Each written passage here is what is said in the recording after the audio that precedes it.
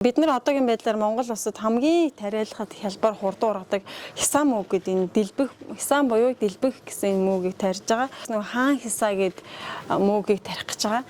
Тэрний дараа нөгөө шампиньон гэдэг шитаки гэх мөгнүүдийг тарина. Имчилгээний байдлаар маш олон төрлийн мөг бас байгаа. Хүмүүс бол анх ингээд мөг гэхэр мэддгүй байсан. Яг яадын Монгол мөг гэж байд юм уу? Бадаг ууланд нэг ойдл мөг байдаг шүү дээ. Таримл гэж байд юм уу? Энэ ямар учиртай яаж хэрэглэх юм гэж асуудаг байсан.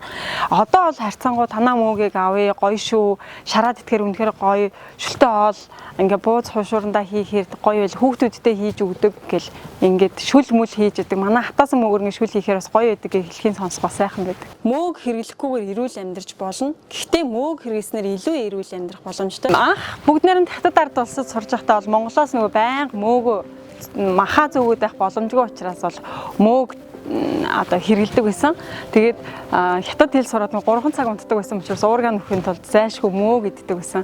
Тэгээд буцаад Монголдо ирээд махаа хэрэглээд хэлсэн чинь нөгөө ходоод маань дийлхээ ойлоод байнга ингээд хүндүүртэй хэцүү байдаг байсан. Ийм болохоор нөгөө мөөг олж идэх гэхээр лангуун дээр дандаа олон онцон хуучирсан ийм мөөг байдаг байсан учраас мөөг шинэ мөөг олж идэх гэж хайж тариалж явж байгаад анх Тархуул аймаг маань газар тариалангийн бүс нутаг юм байна. Мөөг тариалах хамгийн таатай орчин юм байна гэдгийг олж мэдээд тариалах юм хүмүүсийг бэлдъя гэд хоршоо үүсгэж ингэж явж байгаа. Дунд нь санаандгүй байдлаар өөрөө ороод ингэж явж байгаад одоо ингээд төлөвлөлтөй компани болоод ингэ явж байна. Монголчууд бид нар махыг маш их хэрэглэдэг. Махны хэрэглээ гэсэд ирэхээр хүмүүс инсулины өөрчлөлтөнд орж эхлэнгүүт хөгшин залуугүй маш их юм сахарын өвчлөлийг үүсэж байгаа. Мөөгөө махтайгаа холиод идэх юм бол инсулинийг тэнцвэржүүлж өгөхөөс гадна сахарын шимжийг одоо багасгаж өгдөг. Мөн хоолны шингэцийг сайжруулж одоо бид нар жилийн 4 улирал мах идж байгаа учраас ийм асуудал тулгараад байгаа учраас зайлшгүй бид нар өөрсдийнхөө дотооддоо тарьсан ямар нэгэн химийн бордоогүй шимт хичээл өндөртөө витамин Б-ийн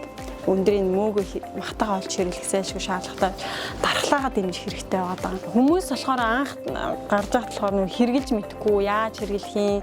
Одоо дэлгүүрүүдээр өгөхээр шинжилгээний бичиг хэрэгтэй савлгаа авах, ууд, шошго гэл ингээд маш их хэмжээний ингээд шаардлагуудыг дэлгүүрүүд тавьдаг байсан. Тэгээд ороод уулзахаар энэ ямар мөөгийн мөө гэд ингээд хурдан нуутах юм байна гэдэг байдлаар ингээд авдаггүй байсан бол одоо бол ингээд дэлгүүр болгон мөөгөө өгөөч гэд ингээд залгадаг болсон. Анх бол бид нар бол хисаа мөөг гэд Монголд хамгийн амархан ургаж болдог мөөгийг тарьж исэн бол одоо бид нар 24 оны 1 сард хятад ард улсад мөөг тариалах сургалтанд хамрагдаж ирснээс бол хаан хисаа мөөгийг ингээд Монголд гаршуулах гад ургуулах гад ингээд явж байна. Эхний байдлаар бол туршилтаар ингээд ургуулад одоо дараагийнхаа хөрс солих ажилдаа ингээд орцсон явж байна. Одоо мөөгийг дээр үедээ одоо бусад үед бол бүр имчилгээний зорилтоор хэрэгжилж байсан хисаа мөөгийг, энэ хисаа мөөгийг. Тийм учраас нөгөө идж байгаа хүндээ маш их эрдэс, минерал, шимт хичээл өгдөг учраас тэгээд ургаж байгааг нь харахад хүртэл хүмүүс тийм аз жаргал бэлгэлээд бид нар талаа ингээд харахад мөөгөө тарьсан мөөгөө ингээд ургаж байгааг харахад бүр ингээд маш юм гоё мэдрэмж төрж идэг. Цаашдаа бид ер нь нийт Монголд улсад бид нар мөөг хэрэгэлдэггүй мөг гэхээр бол мөөгийг бид нар Хятадаас, Солонгосоос, Вьетнамаас ингэж экспорт, импортоор оруулж ирж идэж байгаа.